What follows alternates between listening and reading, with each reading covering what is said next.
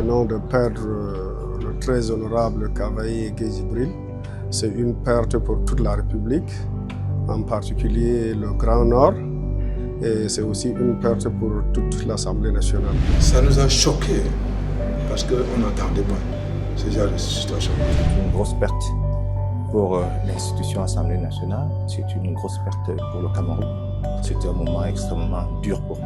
Quand j'étais au Père-Choix avec lui, il ne cessait vraiment de nous casser les côtes. Il dit, ma fille, il faut être très intelligent. Donc moi je retiens de ce grand homme quelqu'un de loyal, quelqu'un qui aime son pays, qui va continuer à l'aimer comme il est maintenant au repos. Son esprit va continuer à aimer le Cameroun.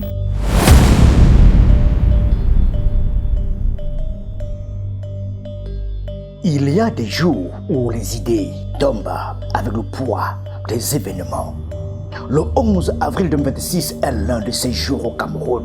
Ce matin-là, Yaoundé apprend la mort de Marcel Nyadji Fendji, ancien président du Sénat qui venait de quitter son Père-Choix moins de 4 semaines plus tôt. La nation est sous le choc.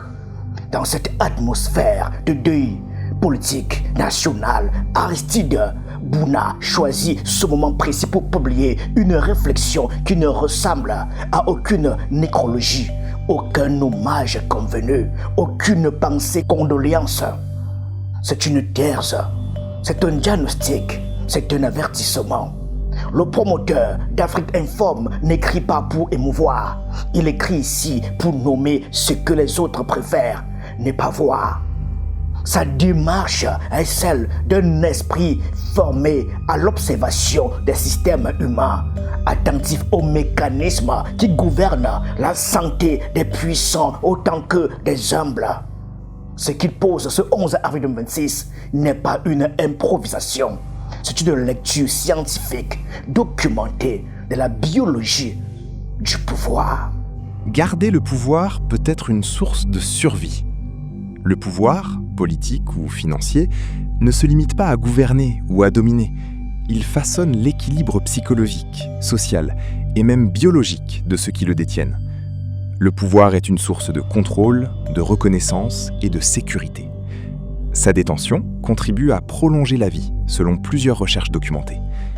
A contrario, lorsqu'il s'effondre, surtout chez les élites qui y ont bâti leur identité, Mugabe, Ibrahim Boubacar Keïta, Mobutu, Niat, il laisse place à un choc brutal, fait de stress, d'isolement et de perte de sens, capable d'abréger l'existence. Que les proches de Cavaille l'encadrent bien. Aristide Bouna, 11 avril 2026. Chaque mot de ce texte mérite d'être déplié. Chaque nom cité porté à la lumière, chaque proposition examinée à l'aune des faits que l'histoire, l'Afrique et le Cameroun ont fournis en abondance, car ce texte n'est pas un commentaire d'actualité. Ce texte est une théorie générale de la condition des grands hommes face à la fin de leur règne. Et Cavaillé Gueye Djibril, en mourant 25 jours après avoir quitté le Père-Choix, en est devenu la démonstration la plus saisissante. Aristide Bouna pose une équation que la science confirme. Le pouvoir n'est pas qu'un attribut social, il est un état biologique.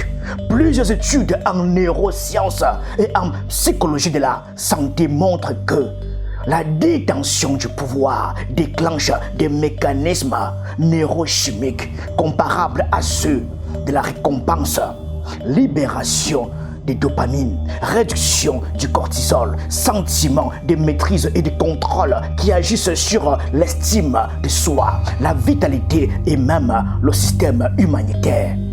L'homme suit son cheminement. Si tu as été positif, tu vas demeurer positif.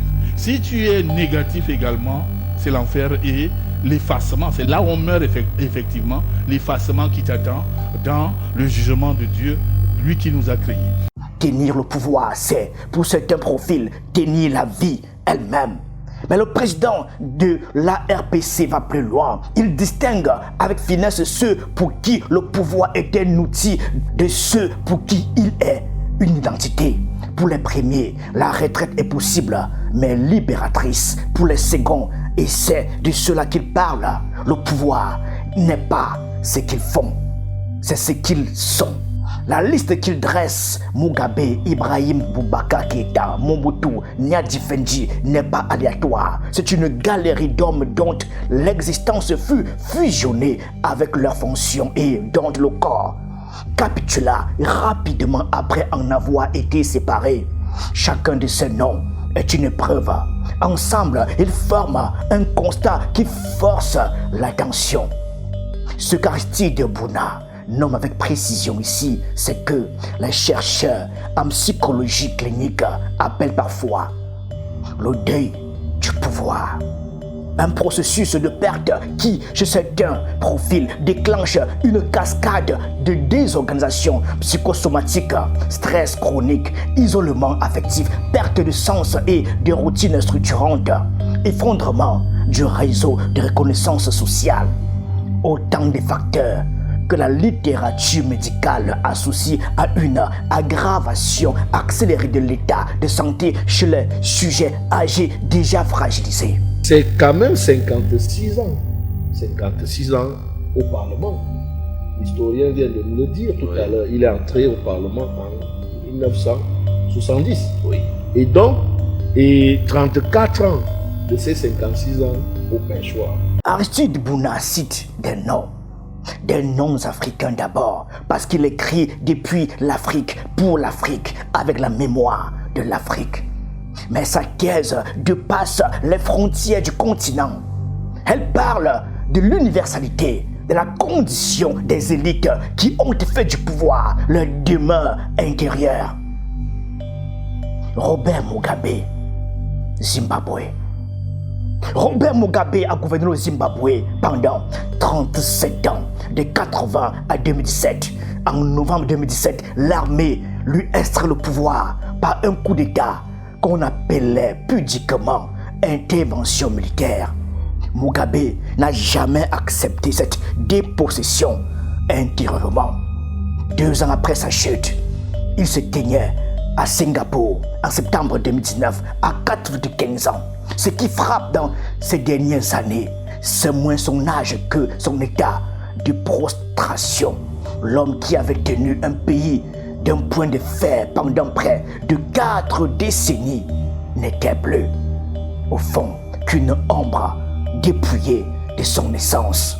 L'observateur voit juste, Mugabe n'est pas mort d'un organe défaillant. Il est mort d'abord de n'être plus Mugabe. Ibrahim Boubacar Keïta, Mali. Ibrahim Boubacar Keïta, dit IBK, était président du Mali depuis 2013 lorsque des militaires le déposèrent en août 2020 lors d'un coup d'État.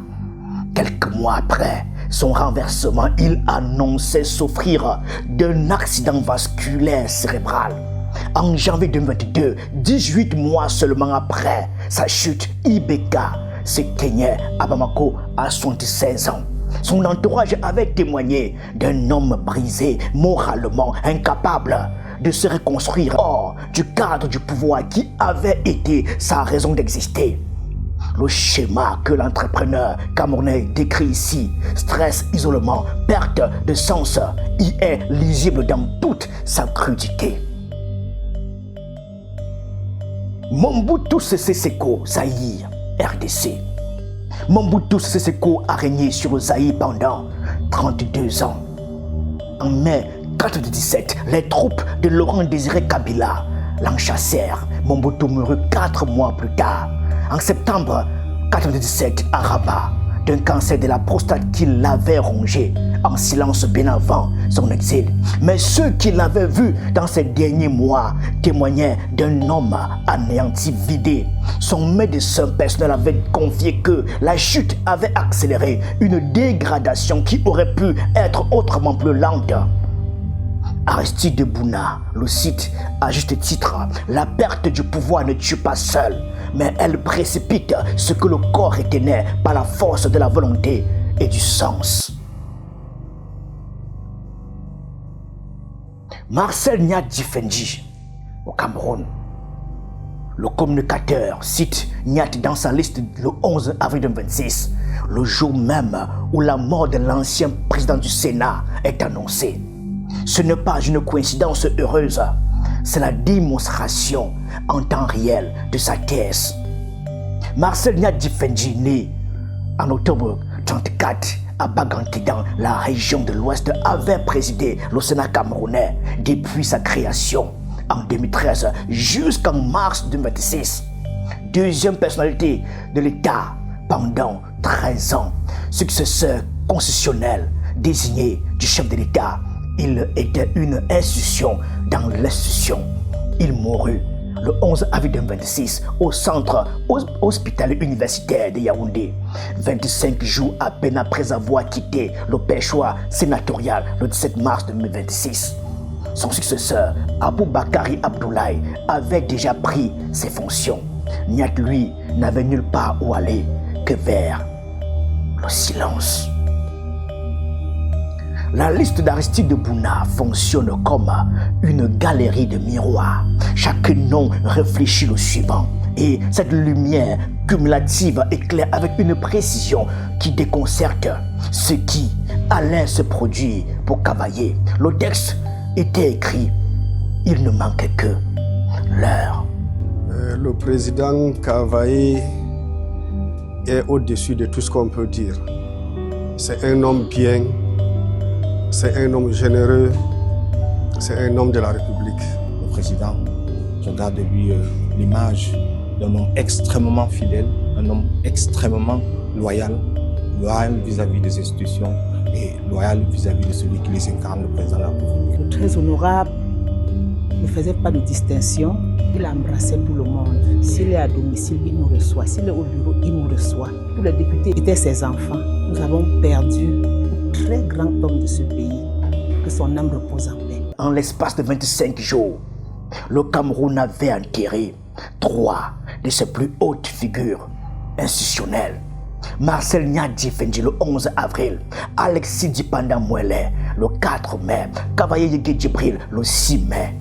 3 hommes, 3 fonctions sommitales, 3 départs qui dessinent dans leur succession rapide la fresque exacte que la pensée d'Aristide Bouna avait anticipée.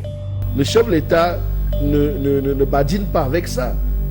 Ne badine pas ça. Il y a d'abord la sincérité, la loyauté, maintenant aussi avoir l'esprit républicain.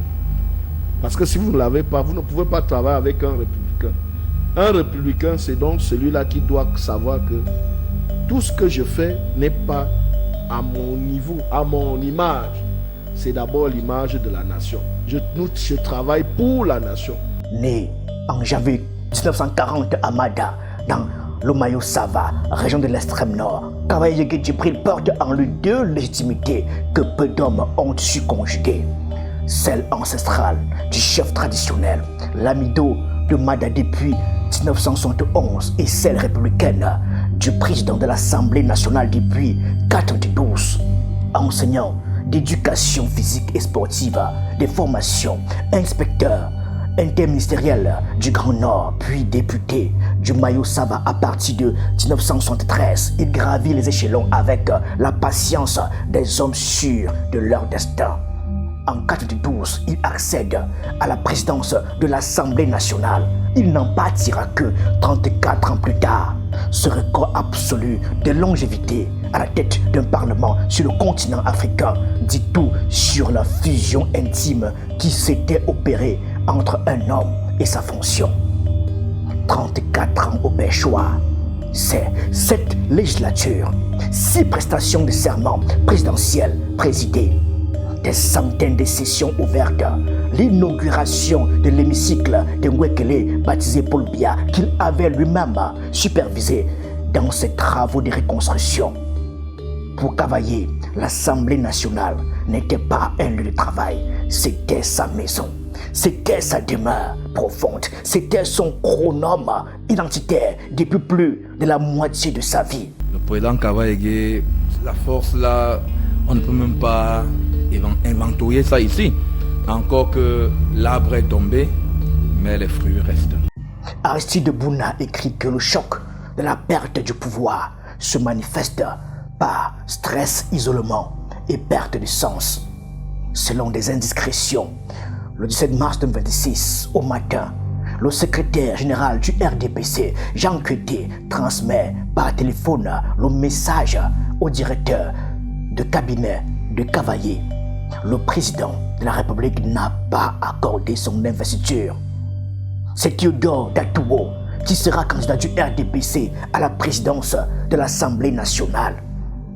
34 ans effacés en un appel. Pas d'audience, pas de cérémonie, pas de discours d'adieu à la tribune qu'il avait occupée depuis que certains de ses successeurs n'étaient pas nés. Quand vous entrez dans une institution politique comme l'Assemblée nationale, vous devez comprendre que vous avez cette responsabilité. Ce n'est pas le chef qui viendra marcher derrière vous. Vous avez cette obligation morale d'être clean. Le chef n'a pas besoin de marcher derrière vous. Vous avez précisément d'être comment clean, parce que ça, ce sont les affaires publiques. Le 11 avril 2026, le jour où Aristide Bouna publie son texte, le jour où Niat Difendi meurt, Cavaillé Djibril quitte la résidence de fonction du plateau à Temengue à Yaoundé et regagne Mada. Son retour au village fut marqué par un accueil populaire chaleureux. Des centaines de personnes l'attendant à l'aéroport de Maroua. Mais derrière cette ferveur se lisait déjà le deuil. L'homme quittait la scène. Son corps le savait, même si aucune parole ne l'avait encore dit. Un père qui était vraiment très bien pour tout le travail qu'il faisait, très loyal même à toute la République, loyal au chef de l'État. L'organisateur des Afrique Inform Awards écrivait: lorsqu'il s'effondre, il laisse place à un choc brutal, fait de stress, d'isolement et de perte de sens capable d'abréger l'existence. Entre le 11 avril, date de la publication, et le 6 mai, date du décès de Cavaillé, il s'est écoulé exactement 25 jours. Le délai n'était pas dans la thèse, il est dans l'histoire.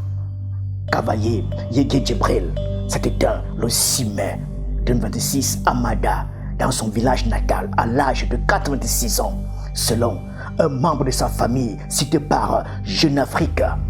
Son état de santé s'était considérablement détérioré ces derniers jours. Conformément à la tradition musulmane, son inhumation eut lieu rapidement après l'annonce de son décès. Il laisse 4 épouses et 15 enfants. Du côté de Tokombéré, lorsque vous y arrivez, c'est-à-dire que si après Dieu, je crois que si vous allez citer 2 noms, il n'y en aura que 2. Il y aura Paul Biya et Karaï. La médecine ne peut pas affirmer avec certitude que la perte du pouvoir a causé la mort. Aristide Bouna ne le prétend pas non plus. Ce qu'il avance, c'est que le choc de la dépossession accélère ce que l'âge et la maladie avaient commencé. Il parle de facteurs aggravants, de catalyseurs du déclin. Et pour Cavaillé Yégué Djibril, comme pour Niat Difendi, comme pour Mugabe et Ibeka avant eux, la chronologie plaide pour sa thèse avec une insistance que l'honnêteté intellectuelle oblige à reconnaître. En moins d'1 mois, le Cameroun a perdu 3 de ses figures institutionnelles les plus durables. Niat Difendi le 11 avril, Dipanda Mwele le 4 mai, Cavaillé le 6 mai. Ce n'est pas seulement un deuil, c'est une époque qui se ferme avec la discrétion brutale que l'histoire réserve à ces grandes transitions. La région du Mayo-Sava, structurée depuis des décennies autour de la double autorité des Cavaillé, entre dans une phase de reconfiguration ouverte. La transition parlementaire sous Théodore Datouo commence sans le contrepoids symbolique de la présence encore vivante de son prédécesseur. Le Cameroun écrit ici une nouvelle page de son histoire. Aristide Bouna avait vu cela venir, non pas à travers un don de voyance, mais par la discipline de l'observation et la rigueur de la pensée. Il avait lu l'histoire africaine, il avait lu la science, il avait relu le parcours de ces hommes et il avait conclu ce que les faits aujourd'hui valident. Il y a des hommes dont la vie est si profondément imbriquée dans leur fonction que leur corps n'accepte pas longtemps de vivre sans elle. Pour les faits des valeurs supérieures en matière de gouvernance, c'est vrai, personne n'est parfait. Personne n'est parfait. Nous pouvons dire que pour ceux qui ont connu ce monsieur, il a toujours été, même s'il posait des actes qui sont peut-être anti-républicains, notamment on a parlé des résultats de l'audit qui dit dans son magistère il y a eu plus de 150 personnels fictifs. Aristide Bouna n'a pas écrit pour avoir raison. Il avait écrit pour être utile. Que les proches des cavaliers l'encadrent bien, avait-il dit. Cette dernière phrase, c'était une bouée, une main tendue vers ceux qui avaient encore le pouvoir d'agir. La pensée qu'il formule ce 11 avril 2026 dépasse le cas camerounais. Elle parle de la condition universelle des hommes qui ont choisi de donner leur vie entière à une fonction. Elle parle de ces dirigeants africains, ces mondiaux à qui personne ne dit que l'après-pouvoir est aussi une vie qui se prépare, qui s'anticipe, qui se construit autrement. Elle parle de la nécessité d'un accompagnement humain que les systèmes politiques africains n'ont pas encore institutionnalisé. Mugabe, Ibeka, Mobutu, Nyat, Cavaillé, autant de noms qui pourraient former l'introduction des manuels que les écoles de gouvernance africaine n'ont pas encore écrit. Un manuel sur ce que coûte biologiquement et psychologiquement l'exercice prolongé du pouvoir et sur ce qu'il en coûte de le perdre sans préparation, sans transition intérieure, sans accompagnement. Cavaillé Yege Djibril est parti. Il emporte avec lui 34 ans de mémoire parlementaire, la double légitimité du lamido et du président, l'autorité d'un homme qui savait à la fois parler au palais des Verts et à la cour de Mada. Il part comme il était venu, dans la discrétion du Mayo Sava, loin du bruit de Yaoundé, dans la terre de ses ancêtres.